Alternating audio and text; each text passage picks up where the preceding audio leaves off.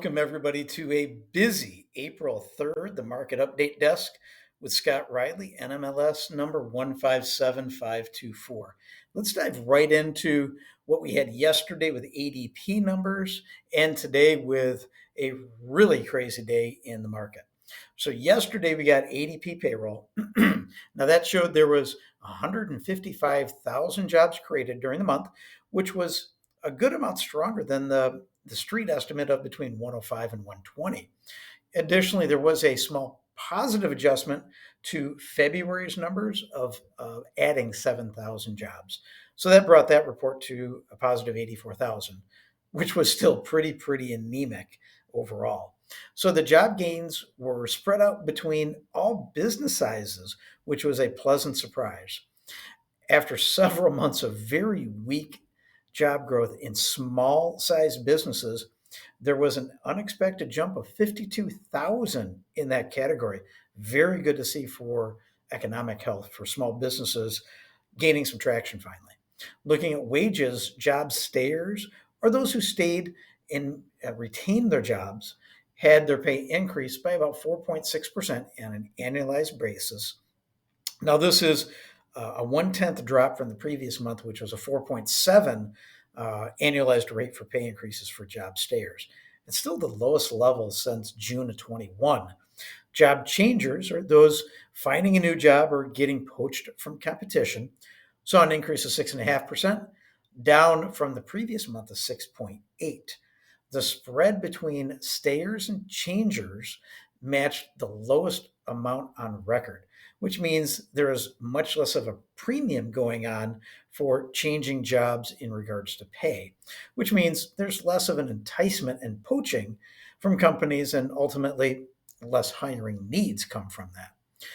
So, bottom line, even though the job gains were stronger than expected, wage pressures did decelerate, and bonds appear to be focused more on the slowing economy and tariff fears rather than the job report from yesterday.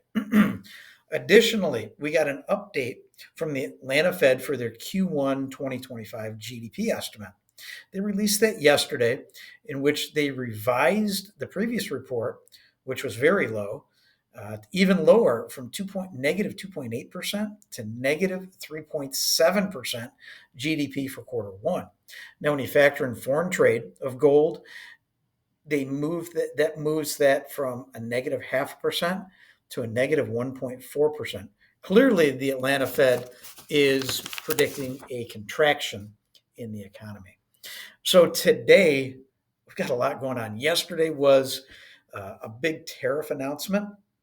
Now, what the market's reading into that is there is a significant flight to safety from equities, meaning stocks, to bonds. What that's doing is pushing the yield for bonds lower, which is a big plus for mortgage rates. So additionally, we got a report from the ISM Services Index. Previous day, we got the manufacturing index. This is the servicing index, and that measures the health of the service industry.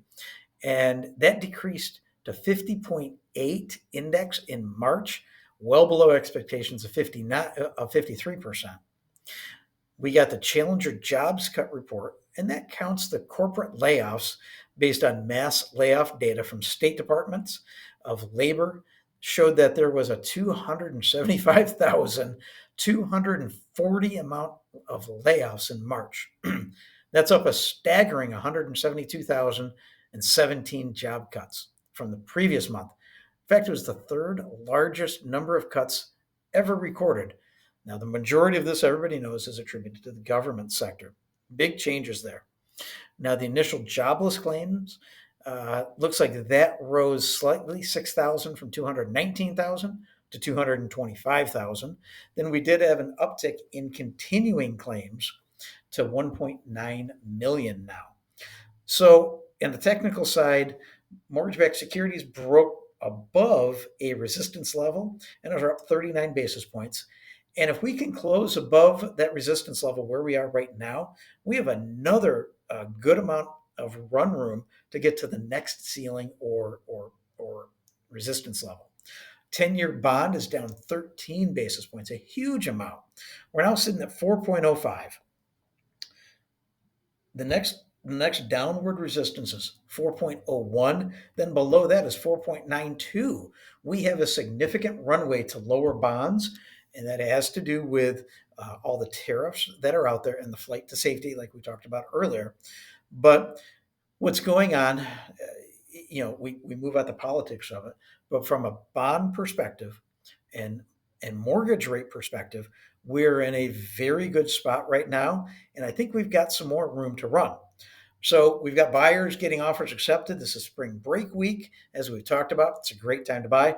Give us a call. We'll help you out.